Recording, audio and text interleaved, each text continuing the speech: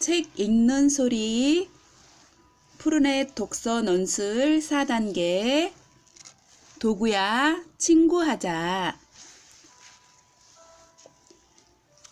도구랑 친구하기. 친구란 무엇입니까? 동무라고도 하지요. 어깨동무, 말동무, 놀이동무처럼 함께 이야기도 하고 놀이도 하는 나의 짝을 이야기합니다. 국어사전에는 친구란 오래 두고 가깝게 사귀는 사람이라고 쓰여 있습니다. 여러분에게는 어떤 친구들이 있나요? 누가 내 친구인지 빈 종이 위에 이름을 써보세요. 혹시 너무 많아서 한 장에 친구 이름을 다 쓸 수 없을 정도인가요? 참 행복한 사람이군요. 친구가 많은 사람은 세상에 누구보다 부자랍니다. 친구와 친해진다는 것은 친구에 대해 잘 알게 된다는 것입니다. 오래 두고 가깝게 사귀면 친구의 좋은 점도 알게 되지만 좋지 않는 점도 알게 됩니다.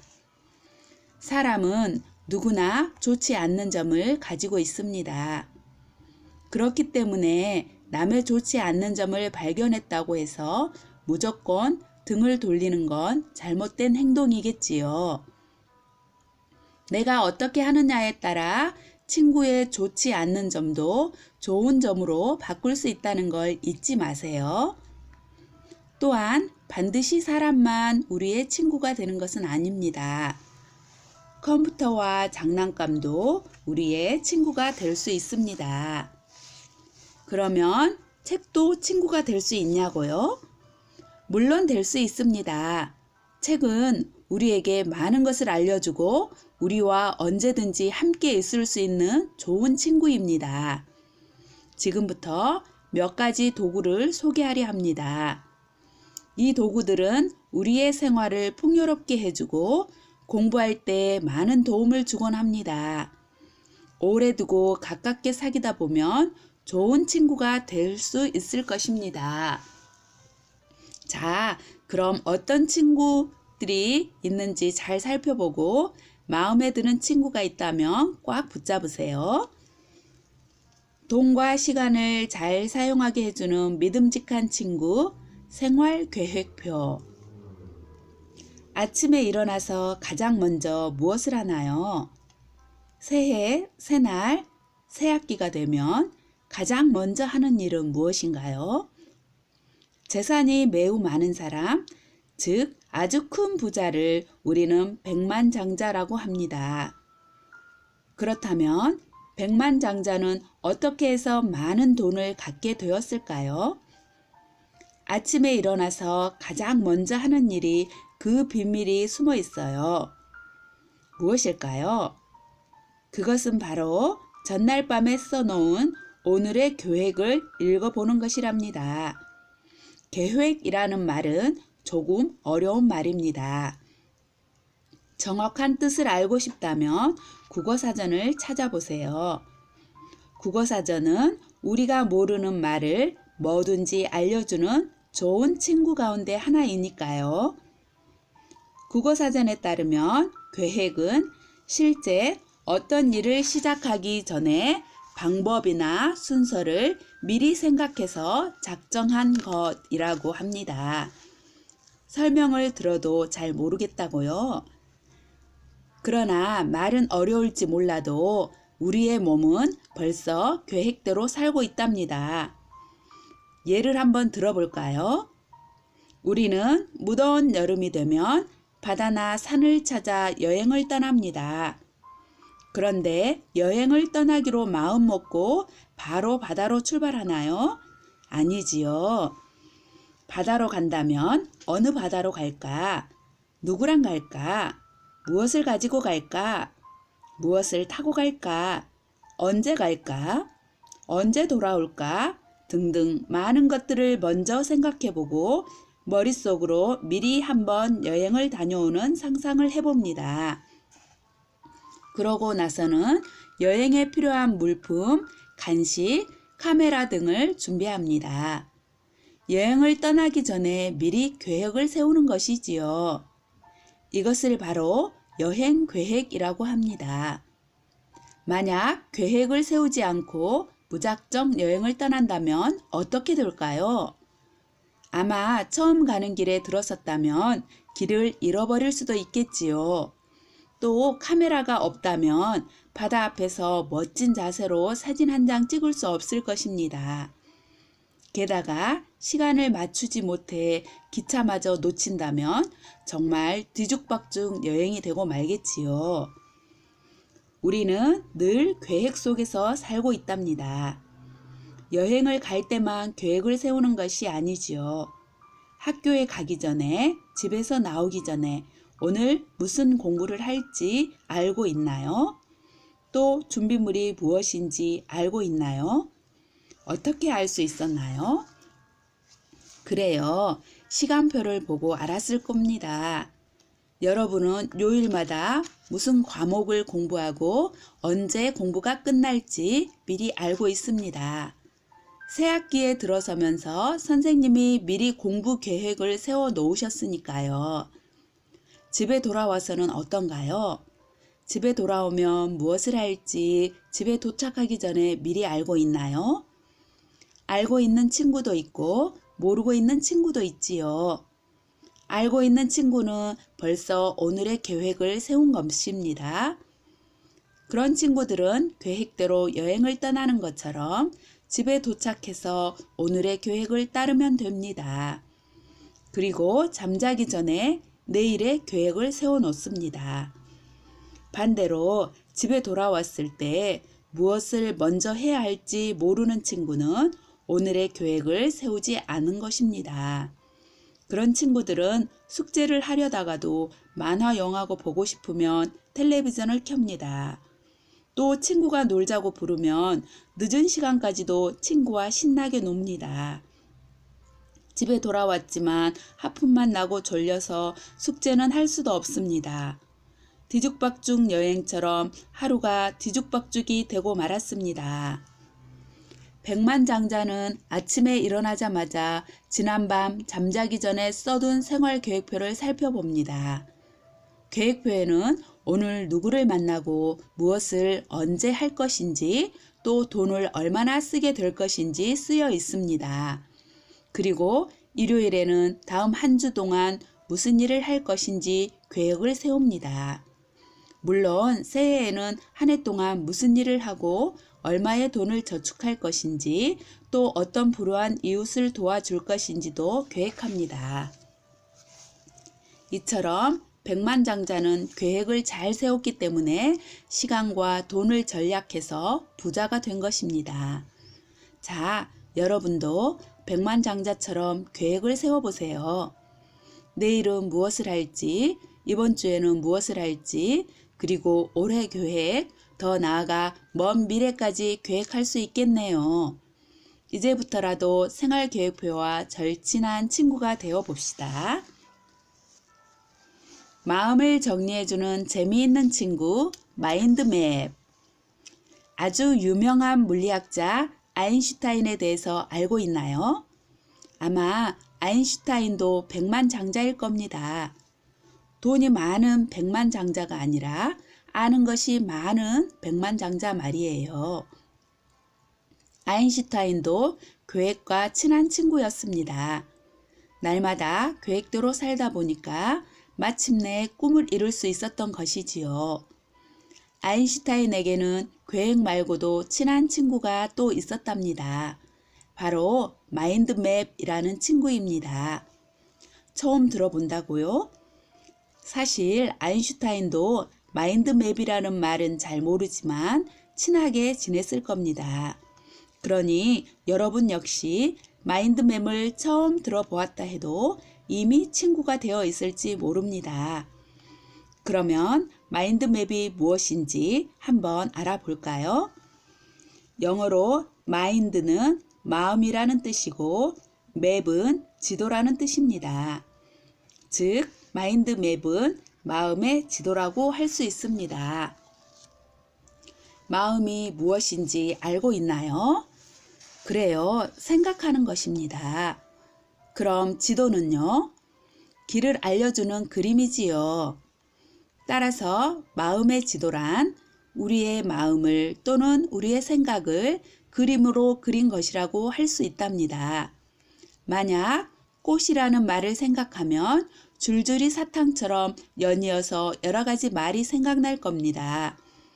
그렇다면 종이를 한 장 펴놓고 제일 가운데에 동그라미 하나를 그린 다음 그 안에 꽃이라는 말을 써보세요. 그러고는 그 동그라미에서 가지를 뻗는 듯 줄을 긋고 그 끝에 다시 동그라미를 그린 뒤 그 안에 꽃을 떠올리면 생각나는 말 하나를 또 써보세요. 동그라미에서 뻗어나온 줄은 자를 대고 반듯하게 그릴 필요는 없습니다. 그냥 편하게 줄을 그어보세요. 줄의 끝에는 다시 동그라미를 그립니다. 그런 다음 그 동그라미 안에 생각나는 말을 써봅니다. 더 이상 생각나지 않을 때까지 반복합니다. 동그라미가 무척 많아졌지요. 바로 그것이 우리의 머릿속을 보여주는 그림이랍니다. 마인드맵을 보면 그 사람이 어떤 마음을 가지고 있는지 쉽게 알 수 있습니다. 따라서 다른 사람의 마인드맵을 보는 것은 놀이처럼 매우 흥미롭답니다. 그렇다면 한번 놀이를 해볼까요? 우선 종이 가운데 동그라미를 그리고 그 안에 생각나는 말을 써보세요. 사탕, 엄마, 학교, 축구, 강아지, 뭐든 좋아요. 다 되었으면 그 동그라미와 연결해서 줄을 긋고 그 줄 끝에 동그라미를 그리고 또다시 생각나는 말을 그 안에 써보세요. 더 이상 생각나는 말이 없을 때까지 동그라미를 그리고 생각나는 말을 써 넣으세요. 그럼 이제 자기의 마인드맵을 다른 친구들과 서로 바꾸어 볼까요? 어머나, 신기하게도 우리의 마인드맵은 모두 다르군요. 이처럼 마인드맵은 우리의 생각을 보여주는 친구이기도 하지만 또 우리가 마음을 잘 정리할 수 있게 도와주는 친구이기도 합니다. 마찬가지로 공부를 할 때도 마인드맵으로 정리하면 나중에 쉽게 기억해낼 수 있답니다. 그럼 오늘 학교에서 배운 것을 마인드맵으로 정리해 볼까요? 우선 공부한 것 중 가장 먼저 생각나는 내용을 가운데 동그라미에 써보세요. 그리고 그 동그라미에서 바깥쪽으로 뻗어나오게 줄을 긋고 줄 끝에 동그라미를 그립니다. 또다시 떠오르는 내용을 그 동그라미 안에 써줍니다. 날마다 이렇게 하다 보면 그날 공부한 내용이 좀 더 쉽게 정리가 될 거예요. 위대한 물리학자 아인슈타인은 늘 마인드맵을 그렸답니다. 그래서 많은 지식을 쌓고 어려운 이론도 쉽게 설명할 수 있었지요. 자, 여러분도 아인슈타인처럼 마인드맵과 좋은 친구가 되어보세요. 그렇다면 훗날 여러분 가운데 노벨상의 주인공이 탄생할지도 모르겠군요. 많은 아이디어를 내게 해주는 요란한 친구, 브레인스토밍. 우리는 어떤 일을 잘하는 사람을 짱이라고 합니다. 나는 어떤 짱인지 한번 생각해 보세요. 몸짱, 마음짱, 그림짱, 노래짱. 누구나 한 가지라도 재주를 가지고 태어나기 때문에 우리 모두는 무엇이든 한 가지에는 짱이라고 할 만한 재능을 가지고 있답니다. 혹시 나는 아무 짱도 아니야 라고 수줍게 말하는 친구가 있나요? 좀 더 생각해 보세요. 남보다 특별히 잘하는 것이 꼭 있을 거예요. 어떻게 짱이 되는지 안다면 나도 짱인지 아닌지 잘 알 수 있답니다. 짱이 되려면 어떻게 해야 할까요? 만약 몸짱이라면 그 사람은 몸에 무척 관심이 많습니다.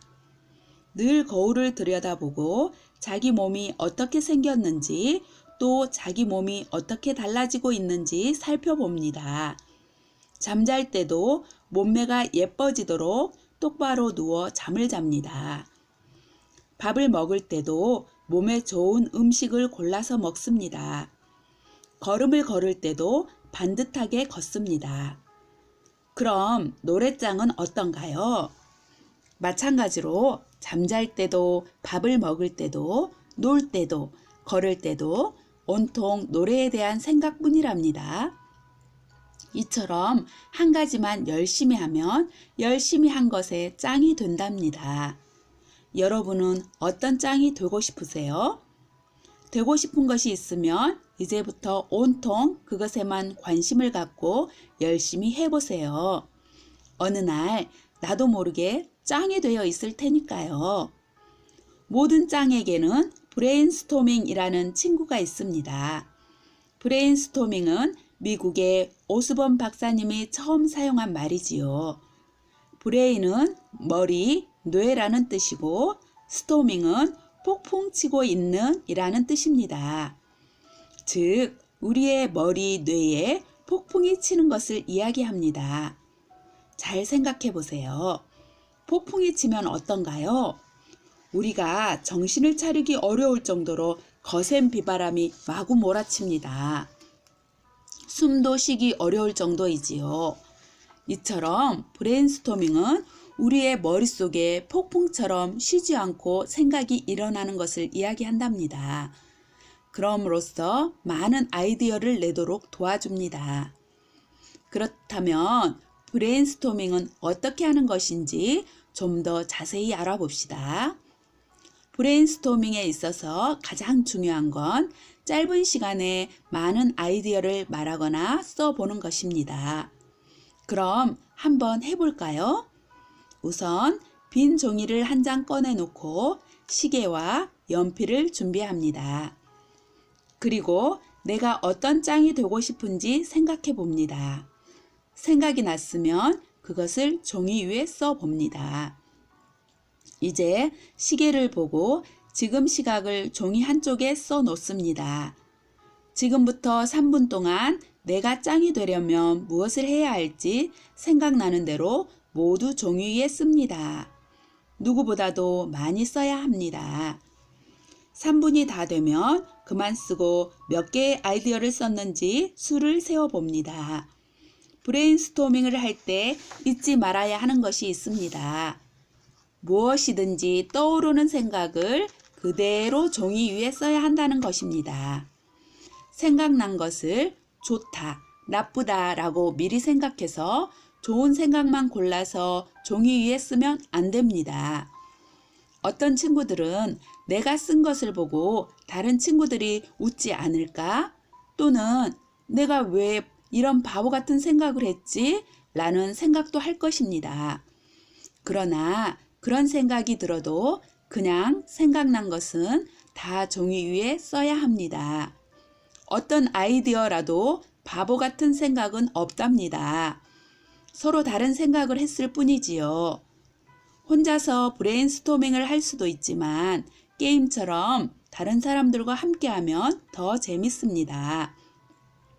5사람이 함께 브레인스토밍을 한다면 한 사람은 다른 사람들이 브레인스토밍을 잘 할 수 있도록 리더 역할을 해야 합니다. 리더는 자신의 아이디어만 말하지 않으며 다른 사람들이 골고루 아이디어를 낼 수 있도록 순서를 정해주는 일을 합니다. 또한 리더는 다른 사람이 아이디어를 잘 낼 수 있도록 비웃지 않습니다. 5사람 가운데 또 한 사람은 쓰는 일을 해야 합니다. 다른 사람들이 생각해내는 아이디어를 재빨리 종이 위에 써야 합니다. 이때에는 다른 사람의 아이디어를 내가 생각한 대로 바꾸어서 적으면 안 됩니다. 다른 사람이 말한 것을 그대로 써야 합니다. 혼자 브레인스토밍을 할 때처럼 다른 사람과 함께 브레인스토밍을 할 때에도 시간을 정해서 합니다. 그리고 브레인스토밍이 끝나면 써놓은 아이디어 중에 가장 신나고 재미있는 것을 골라봅니다. 짱은 항상 이렇게 브레인스토밍을 하면서 스스로 짱이 될 수 있는 아이디어를 떠올린답니다. 그림짱은 그림에 대한 모든 것을 브레인스토밍 합니다. 어떻게 하면 많은 그림을 그릴 수 있을까? 어떻게 하면 그림을 잘 그릴 수 있을까? 어떻게 하면 그림을 많이 볼 수 있을까? 어떻게 하면 색깔을 더 밝게 할 수 있을까? 하고 날마다 그림에 관련된 아이디어를 냅니다. 그리고 가장 좋은 생각들을 따라해 봅니다. 그러다 보면 결국 누구보다 그림을 잘 그리는 짱이 되고 마는 것입니다. 좋은 것을 골라주는 똑똑한 친구, 평가표. 농부란 농사를 짓고 사는 사람을 말합니다. 우리가 날마다 맛있는 쌀밥을 먹을 수 있는 것도 모두 농부들 덕분이지요. 그런데 농사 방식이 예전에 비해 무척 까다롭고 복잡해졌답니다. 왜냐하면 요즘은 예전과 달리 먹을거리가 다양해졌고 우리나라에서 나지 않는 것들이 다른 나라에서 많이 들어오고 있기 때문이지요. 상점에 가면 우리나라 쌀만 있는 것이 아니라 중국 쌀도 있고 베트남 쌀도 있습니다. 또한 우리나라 쌀마저 여러 가지로 나누어져 있어서 사람들은 그 많은 종류의 쌀 가운데 더 맛있으면서도 가격이 저렴한 것을 사려고 한답니다. 그래서 지금의 농부들은 저마다 더 좋은 쌀을 선보이기 위해 어떤 씨앗이 좋은지 알아내야만 합니다. 그렇다면 여러 가지 씨앗 중에 가장 좋은 씨앗을 골라내려면 어떻게 해야 할까요? 여러 가지 방법 가운데 하나가 바로 평가표의 도움을 받는 것입니다. 평가표란 여러 가운데 좋은 것을 쉽게 찾아낼 수 있도록 상태나 특징을 숫자로 보여주는 표를 말합니다. 그럼 연습을 한번 해볼까요? 갖고 싶은 것을 3가지만 생각해 보세요. 무엇이든지 좋아요. 장난감도 좋고 책도 좋고 옷도 좋습니다. 다 생각했으면 빈 종이에 적어 보세요. 그리고 이들의 점수를 매겨 봅시다. 3가지 가운데 가장 갖고 싶은 것에는 3점을 쓰고 그나마 덜 갖고 싶은 것에는 1점을 씁니다. 자, 이제 어떤 것이 가장 갖고 싶은지 좀 더 확실히 알 수 있게 되었지요. 이것은 3가지를 모두 사고 싶은데 한 가지만 사야 할 때 우리가 꼭 사야 할 것을 고를 수 있게 도와주는 방법입니다. 만약 5가지 중에서 한 가지를 골라야 한다면 각각 1점부터 5점의 점수를 매기면 됩니다. 5점이 가장 갖고 싶은 것을 뜻하고 1점은 가장 덜 갖고 싶은 것을 뜻합니다. 농부는 여러 가지의 씨앗을 놓고 어떤 것이 더 좋은지 구별하려고 평가표에게 도움을 청합니다. 평가표가 어떻게 농부를 도와줄 수 있을까요?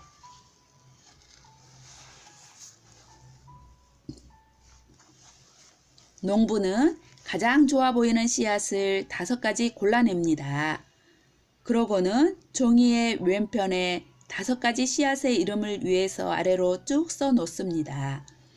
그런 다음 왼 윗줄의 왼쪽에서 오른쪽 방향으로 가격, 수확량, 맛을 차례로 씁니다. 이것은 좋은 씨앗이 갖추어야 할 기본 조건, 즉 기준을 말합니다. 보통 미인의 기준으로는 얼굴, 키, 마음씨 등을 이야기하고 좋은 음식의 기준으로는 얼마나 맛이 있는지, 얼마나 영양가가 있는지 또는 얼마나 신선한지 등을 이야기합니다. 자, 이제 농부의 마음이 되어 씨앗의 이름을 써보세요. 씨앗 이름을 다 적었다면 숫자로 점수를 매기고 더하기만 하면 됩니다. 먼저 씨앗 가격만 가지고 점수를 매겨봅니다.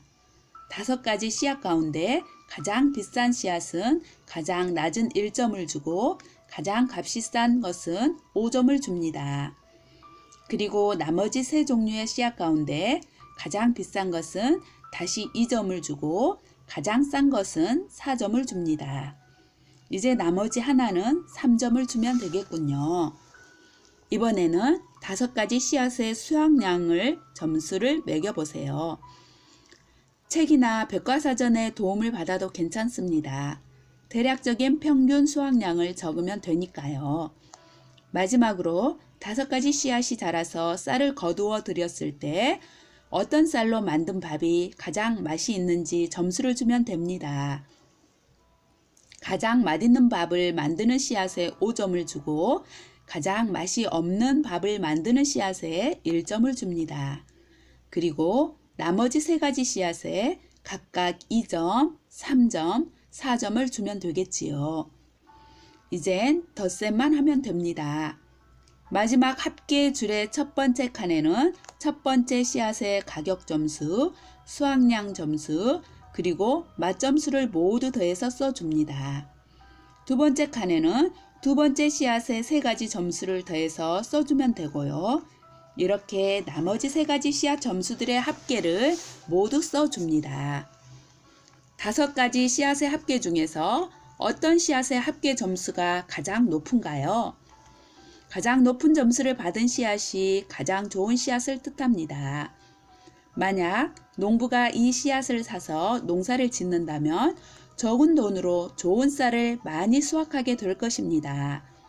이처럼 평가표는 농부가 좋은 씨앗을 고를 수 있도록 해주는 똑똑한 친구입니다.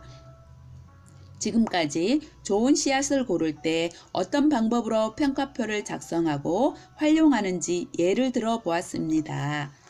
하지만 평가표는 그 쓰임이 아주 다양하기 때문에 씨앗을 고를 때뿐만 아니라 우리의 생활 속 어디에서든지 유용하게 쓰일 수 있습니다. 또 브레인스토밍으로 많은 아이디어를 낸 다음 가장 좋은 아이디어를 골라야 할 때에도 평가표를 이용한다면 많은 도움을 받을 수 있습니다. 이제부터 어떤 상황이나 물건을 대할 때 쉽게 결정하기 힘들다면 평가표를 이용해 보세요. 머릿속으로만 따지고 생각하다 보면 미처 고려하지 못한 부분이 있을 수도 있으니까요. 그냥 쉽게 결정한 것들은 안 좋은 결과를 초래하는 경우가 많습니다. 나중에 후회하거나 손해를 보는 것보다 조금 번거롭고 시간이 오래 걸릴 수도 있지만 처음부터 꼼꼼히 살펴보는 게 더 현명한 방법이라는 걸 기억하세요. 숨어있는 지식을 찾아주는 고마운 친구, 인터넷 검색 도구. 스파이더맨을 만나본 적이 있나요? 스파이더맨은 거미인간이라고도 하지요. 거미인간 스파이더맨은 거미처럼 거미줄을 만들어내어서 건물과 건물 사이를 쉽게 옮겨 다닙니다. 마치 타잔이 정글에서 나무 덩굴로 된 줄을 타고 하늘을 날아다니는 듯이 말이지요. 이처럼 거미인간은 비행기를 타고 다니는 것처럼 빨리 날아다니면서 사람들을 도와주곤 한답니다. 이러한 거미인간과 비슷한 것이 바로 인터넷입니다. 인터넷은 웹이라고도 하는데 웹은 바로 거미줄이라는 뜻을 갖고 있지요. 웹에는 세계의 모든 일이 거미줄처럼 묶여 있습니다. 그래서 우리가 필요로 하는 것을 찾아 그때그때 도움을 주는 곳입니다. 인터넷은 세계의 모든 정보를 다 담고 있는 지식 창고 같은 곳입니다. 그런데 지식 창고 안에 지식이 너무 많아서 우리는 필요한 지식을 쉽게 찾을 수가 없답니다. 그래서 인터넷에 지식을 찾아내는 것을 도와주는 친구가 필요하게 되었습니다. 그 친구를 가리켜 검색 도구라는 말을 씁니다. 우리가 알고 싶은 것을 입력해주면 검색 도구는 인터넷 지식 창고 속을 샅샅이 뒤집니다. 그리고 마침내 우리가 원하는 것을 들고 나타나지요. 검색 도구는 하나의 지식만 들고 나타나지 않습니다. 몇 개의 인터넷 지식을 찾아와 가장 마음에 드는 것을 고를 수 있는 기회도 준답니다. 그렇다면 인터넷 검색은 어떻게 하는 것일까요? 먼저 컴퓨터의 전원 단추를 눌러보세요. 컴퓨터가 켜졌나요? 그럼 컴퓨터 화면에 이라는 아이콘 모양이 보일 거예요. 이것이 바로 인터넷 지식 창고로 들어가는 문이랍니다. 문을 똑똑 두드리는 것처럼 이를 마우스로 꾹꾹 2번 눌러봅니다. 이제 검색 도구라는 친구와 만나야겠네요. 검색 도구는 어디에 있을까요? 검색 도구의 주소를 알면 쉽게 찾을 수 있겠지요. 전 세계적으로 이용할 수 있는 검색 도구 가운데 하나가 바로 야후입니다. 야후의 집 주소는 http://kr.yahoo.com 이랍니다. 야후의 집 주소를 인터넷 주소창에 입력하고 실행키를 눌러주면 곧바로 야후 안으로 들어가게 됩니다. 그러고는 검색창에 필요한 것들을 하나하나 입력하면 그때마다 야후는 인터넷 지식 창고를 뒤져 숨어있는 지식을 찾아옵니다.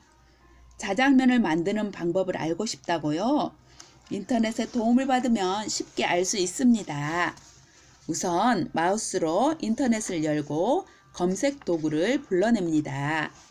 그리고 검색 도구창에 자장면 또는 자장면 만드는 방법이라고 입력하고 실행키를 누릅니다.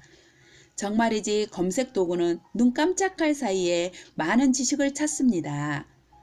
우리는 그것들을 살펴보다가 가장 마음에 드는 지식을 선택하기만 하면 됩니다. 이제 자장면에 대한 간단한 상식부터 만드는 방법까지 잘 알 수 있게 되었습니다. 야후 이외에도 많은 검색 도구들이 있습니다. 검색 도구들은 모두 다른 곳에 살고 있기 때문에 주소도 다 다릅니다. 그 많은 주소를 어떻게 알아내냐고요? 걱정하지 마세요. 인터넷 검색 도구들의 주소를 모두 알 수 있는 곳이 있으니까요.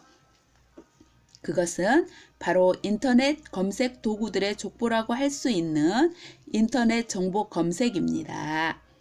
아니면 바로 뒷장에 대표적인 검색 도구들을 참고하세요. 마음에 드는 검색 도구들은 즐겨찾기에 넣어두면 이용하기에 편리할 거예요. 여러분도 인터넷 검색 도구를 이용해서 필요한 지식을 찾아보세요. 누가 더 유익한 지식을 많이 찾았는지 시합해 보는 것도 재미있겠네요. 대표적인 인터넷 검색 도구와 주소, 구글, 네이버, 네이트, 다음, 야후 등이 있습니다. 지금까지 프로넷 독서 논술 4단계 도구야 친구하자 였습니다.